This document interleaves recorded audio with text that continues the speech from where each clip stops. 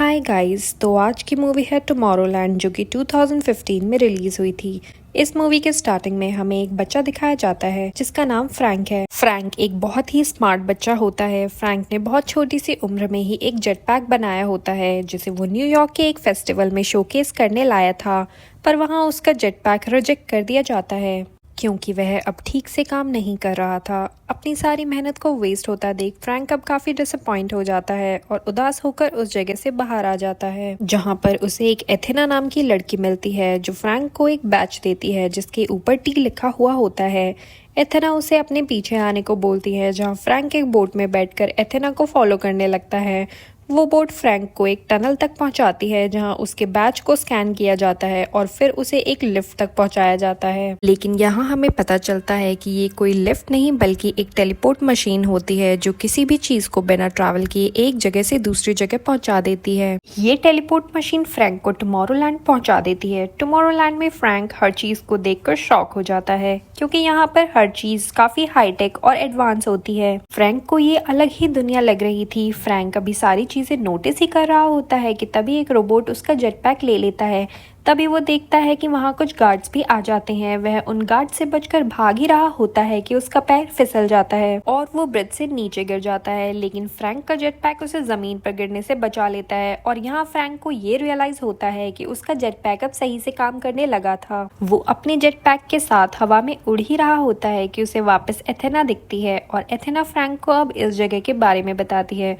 वो उसे बताती है कि इस जगह को टुमारोलैंड कहते हैं, जिसे सुनकर फ्रैंक काफी खुश हो जाता है।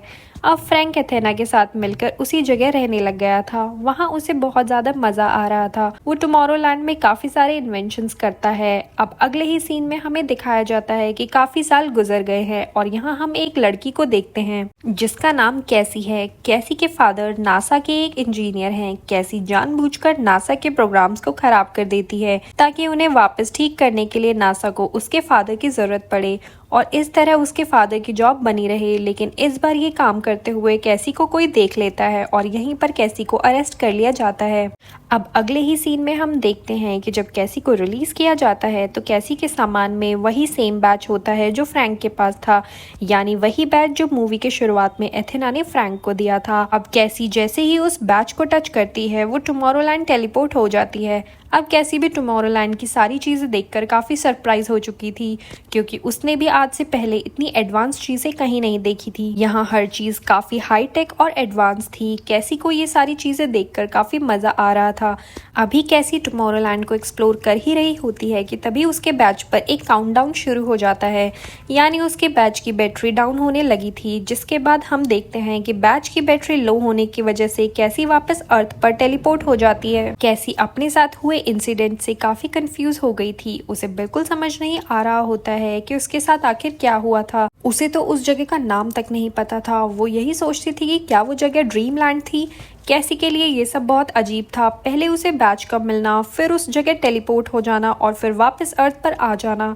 और अब कैसी अपना कंफ्यूजन दूर करना चाहती थी, जिसके लिए वो अपने भाई के साथ मिलकर उस बैच पर रिसर्च करती है जहां उन्हें एक शॉप का एड्रेस मिलता है। कैसी जल्दी से अब इस शॉप पर जाती है और शॉपकीपर्स को वो बैच दिखाती है जो उसको उसके सामान से मिला था। यहाँ पर शॉपकीपर्स को बैच देखकर काफी ज्यादा हैरानी होती है और अब वो कैसी से इस बैच के बारे में पूछताछ करते हैं, लेकिन कैसी को तो उस बैच के बारे में कुछ भी नहीं पता होता है क्योंकि वो बैच तो उसे उसके सामान से मिला था। अब जब कैसी के पास उनको देने के लिए कोई जवाब नहीं बचता है तो कैसी वहां से जाने लगती है। अभी शॉपकीपर्स एक फायर गन से कैसी को शूट कर देते हैं। कैसी बड़ी मुश्किल से अपने आप को बचा रही होती है कि तभी यहाँ एथेना की एंट्री हो जाती है। अब हम यहाँ देखते हैं कि एथेना इन शॉपकीपर्स के साथ फाइट करती है और उनमें से एक शॉपकीपर को मार देती है, या ये कहीं कि एक शॉपकीपर को तोड़ देती है, क्योंकि यहाँ हमें पता चलता है कि दरअसल ये दोनों शॉपकीपर तो रोबोट्स होते हैं। एथेना और कैसी जल्दी से इस शॉप से निकलने की कोशिश करते हैं। तभी उन शॉपकीपर्स में से एक रोबोट अपने आप को ब्लास्ट कर लेता है, लेकिन एथेना और कैसी तो वहां से निकलने में कामयाब हो चुके थे।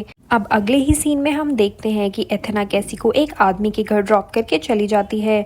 यह आदमी कैसी को अपने घर आने से मना करता है, पर कैसी किसी तरह उसके घर में घुसने में कामयाब हो जाती है और अब कैसी यहाँ काफी सारी एडवांस चीजें देखकर उससे इम्प्रेस हो जाती है। यहाँ हमें ये भी पता चलता है कि दरअसल ये आदमी वही जेट पैक वाला छोटा बच्चा फ्रैंक है और ये अब बड़ा हो चुका है। ये अब अर्थ पर ही रहकर अपनी इन्वेंशंस करता है। अगले ही सीन में हम देखते हैं कि कैसी एक रूम में जाती है जहाँ काफी सारी स्क्रीन्स लगी हुई हैं जिन पर फ्यूचर और पास्ट के न्यूज दिखाए जा रहे थे। कैसी तो ये सब देखकर काफी ज्यादा कंफ्यूज हो चुकी थी, पर हमें यहाँ पर पता चलता है कि फ्रैंक ने दरअसल कोई इन्वेंशन की थी जहाँ पर हम पास्ट और फ्यूचर को देख सकते हैं। अभी कैसी सारी चीजें देख ही रही होती है कि वहाँ पर फ्रैंक आ जाता है। फ्रैंक उसे अपने घर से बाहर जाने को कहता है। कैसी उसे कहती है कि मैं यहाँ से तब तक नहीं जाऊंगी जब तक तुम मुझे टुमारोलैंड नहीं पहुँचा देते, जहाँ पर फ्रैंक कैसी से कहता है कि तुम टुमारोलैंड से दूर रहो। कैसी फ्रैंक से जिद करने लगती है कि उसे किसी भी तरह टुमारोलैंड जाना है। फ्रैंक के घर में इतनी सारी एडवांस चीजें देखकर कैसी को ये तो आइडिया हो जाता है कि फ्रैंक भी टुमारोलैंड से ही है, जिस पर फ्रैंक से वो पूछती है कि उसे टुमारोलैंड से आखिरकार क्यों निकाला गया था। फ्रैंक उसे बताता है कि उसने एक फ्यूचर देखने वाली मशीन बनाई थी जिसकी वजह से उसे टुमारोलैंड से निकाल दिया गया था। तभी कैसी की नजर एक स्क्रीन पर पड़ती है जहाँ दिखाया जा रहा था कि अर्थ अब डिस्ट्रॉय होने जा रही है, जिस पर फ्रैंक उसे बताता है कि ये सब बिल्कुल सच है, फ्यूचर में अर्थ सच में डिस्ट्रॉय होने वाली है। लेकिन कैसी उसकी बात पर बिल्कुल भी बिलीव नहीं करती और उसे कहती है कि ऐसा बिल्कुल नहीं हो सकता। और तभी हम देखते हैं कि कैसी का ये बिलीफ उस फ्यूचर देखने वाली मशीन में एक मिरेकल लेकर आता है। अर्थ के डिस्ट्रॉय होने वाला काउंटडाउन अब बढ़ जाता है, यानी अर्थ की लाइफ अब बढ़ चुकी थी। ये सब फ्रैंक के लिए काफी हैरान करने वाला था, पर वो ये तो समझ जाता है कि फ्यूचर को बदला जा सकता है, यानी हम जिस चीज पर बिलीव करते हैं आखिर में वही होता है। क्योंकि कैसी का मानना था कि अर्थ को कुछ नहीं होने वाला है, इसलिए अर्थ की एज अब बढ़ गई थी। फ्रैंक और कैसी अभी बातें ही कर रहे थे कि कैसी पर अटैक करने के लिए कुछ रोबोट्स वहाँ पर आ जाते हैं। फ्रैंक कैसी को उन रोबोट से बचा लेता है और उसे अपने साथ एक बाथ टब में बिठा लेता है। तभी वहाँ कैसी को मारने के लिए एक रोबोट आता है, पर वो कैसी को मार पाता इससे पहले ही फ्रैंक बाथ टब को उड़ा देता है। फ्रैंक बाथ टब को उड़ाते हुए आसमान में ले जाता है। उन दोनों के वहाँ से निकलने के बाद फ्रैंक का घर डिस्ट्रॉय हो जाता है, जिसके साथ साथ सारे रोबोट्स भी वहीं पर डिस्ट्रॉय हो जाते हैं। वो बाथ टब फ्रैंक और कैसी को एक रिवर में ले जाता है, पर ये रिवर टुमारोलैंड की नहीं थी बल्कि अर्थ की ही होती है, जो कि एक जंगल के बीचों बीच थी। अब यहाँ हम देखते हैं कि इन दोनों को यहाँ एथेना भी मिलती है और यहाँ हमें पता चलता है कि फ्रैंक एथेना से नाराज है क्योंकि एथेना ने फ्रैंक से अपनी सच्चाई छुपाई थी और उसने फ्रैंक को बचपन में ये नहीं बताया था कि वो एक इंसान नहीं बल्कि रोबोट थी। पर क्योंकि फ्रैंक को अर्थ पर अब खतरा था और कैसी को लेकर किसी भी हाल में टुमारोलैंड पहुंचना था, तो वो एथेना के साथ चलने के लिए तैयार हो जाता है। अगले ही सीन में हम देखते हैं कि फ्रैंक, एथेना और कैसी एक टेलीपोर्टेशन डिवाइस में बैठे हैं जो उन्हें आईफिल टावर पहुंचा देती है। आईफिल टावर पर पहुंचकर फ्रैंक कैसी को बताता है कि दरअसल दुनिया के कुछ साइंटिस्ट ने मिलकर एक फ्यूचरिस्टिक जगह बनाई थी जो कि काफी हाईटेक और एडवांस थी। उस जगह को बनाने के पीछे रीजन ये था कि वो साइंटिस्ट मिलकर वहाँ कोई भी इन्वेंशन कर सकते थे जिससे उन्हें रोकने वाला वहाँ पर कोई नहीं था। और इन्हीं सभी साइंटिस्ट ने मिलकर उस जगह का नाम टुमारोलैंड रखा था। और यहाँ फ्रैंक कैसी को ये भी बताता है कि ये आईफिल टावर इस शहर में खूबसूरती के लिए नहीं बनाया गया था, बल्कि ये तो एक एंटीना है जो टुमारोलैंड से फ्रीक्वेंसी कैच करता है, यानी टुमारोलैंड के मैसेजेस को अर्थ पर रिसीव करता है। फ्रैंक कैसी को ये भी बताता है कि इस आईफिल टावर के नीचे एक रॉकेट है जो कि उन साइंटिस्ट को टुमारोलैंड लेकर जाता था। इस रॉकेट का नाम साइंटिस्ट ने स्पेक्टिकल रखा था।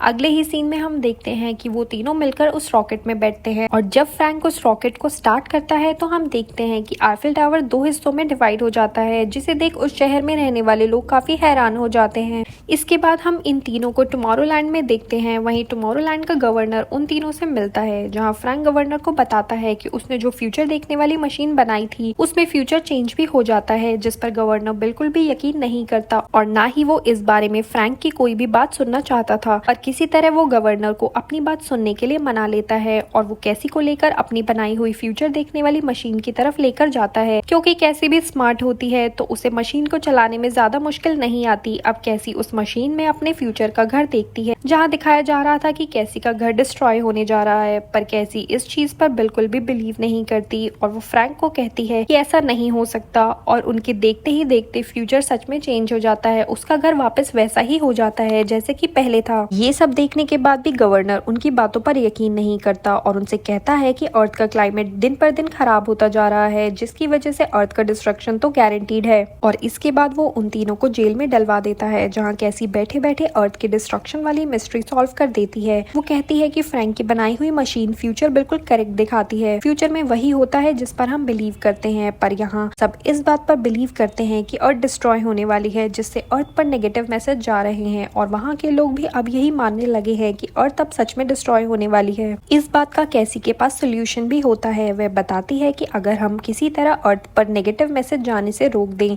तो इंसान पॉजिटिव सोचने लगेंगे और उनकी पॉजिटिव थॉट से फ्यूचर सच में चेंज हो जाएगा। अब एथेना, फ्रैंक और कैसी जाकर ये बात गवर्नर को बताते हैं, जहाँ गवर्नर उनसे कहता है कि वो ऐसा नहीं कर सकता, क्योंकि पहले भी अर्थ पर मैसेज भेजने का मतलब यही था कि अर्थ के लोग सुधर जाएं और वो अर्थ को बचाने के लिए कुछ करें। इस बात का कैसी जवाब देती है कि वो लोग ऐसा इसलिए नहीं कर रहे क्योंकि उनके दिमाग में नेगेटिव थॉट्स आ गई हैं। उन लोगों ने ये बिलीव कर लिया है कि अर्थ तो अब डिस्ट्रॉय हो जाएगी। लेकिन अब गवर्नर को इन तीनों की बातों में कोई इंटरेस्ट नहीं रहा था। वो अपने लोगों से कहता है कि इन तीनों को अर्थ पर छोड़ आओ। अब वहां से जाते हुए फ्रैंक गवर्नर से हाथ मिलाता है, जिसका मतलब एक्चुअली में बाय बोलना नहीं था, बल्कि वो गवर्नर की वॉच के कुछ बटन्स प्रेस करना चाहता था, जिससे वहां अर्थ पर जाने का डोर बन जाए। दरअसल फ्रैंक ऐसा इसलिए कर रहा था ताकि गवर्नर को अपने साथ लेकर अर्थ पर चला जाए और पीछे से एथेना और कैसी मिलकर वो फ्यूचर देखने वाली मशीन को डिस्ट्रॉय कर दें। यहाँ पर एथेना कैसी को एक बॉम्ब देती है जो कैसी से अर्थ की साइड गिर जाता है और जिससे बचने के लिए फ्रैंक और गवर्नर वापस टुमारोलैंड के अंदर आ जाते हैं। और अब उनकी फाइट हम टुमारोलैंड में देखते हैं, जहां एथेना फ्यूचर मशीन में देखती है कि गवर्नर फ्रैंक को शूट करने वाला है और जैसे ही गवर्नर फ्रैंक को शूट करता है, एथेना उसके आगे आ जाती है, जिसकी वजह से अब गोली एथेना को लग जाती है और उस गोली के लगने से एथेना का ऑपरेटिंग सिस्टम डिस्ट्रॉय हो जाता है। दूसरी ओर हम देखते हैं कि गवर्नर के ऊपर कोई हैवी ऑब्जेक्ट गिर जाता है। कैसी जल्दी से दौड़ती है और उससे उसकी गन छीन लेती है। अब हम दूसरी तरफ वापस फ्रैंक और एथेना को देखते हैं, जहाँ एथेना फ्रैंक से कहती है कि मेरा डिस्ट्रक्टिव बटन ऑन कर दो और मुझे उस मशीन पर ले जाओ, जिस पर फ्रैंक अपना बचपन में बनाया हुआ जेट पैक ऑन करता है और उसे उस मशीन तक ले जाता है। और यहाँ अब एथेना के साथ साथ वो फ्यूचर देखने वाली मशीन पे डिस्ट्रॉय हो जाती है, जिसके बाद उस मशीन के गवर्नर पर गिरने के कारण गवर्नर भी मर जाता है। और अगले ही सीन में हम देखते हैं कि कैसी अपनी फैमिली से मिलने अर्थ पर जाती है। और जैसा कि हमने मूवी के स्टार्टिंग में बताया था कि कैसी के फादर नासा के एक इंजीनियर होते हैं और उसके भाई को भी साइंस एंड टेक्नोलॉजी में काफी इंटरेस्ट होता है, तो इन दोनों को भी टुमारोलैंड में एंट्री मिल जाती है।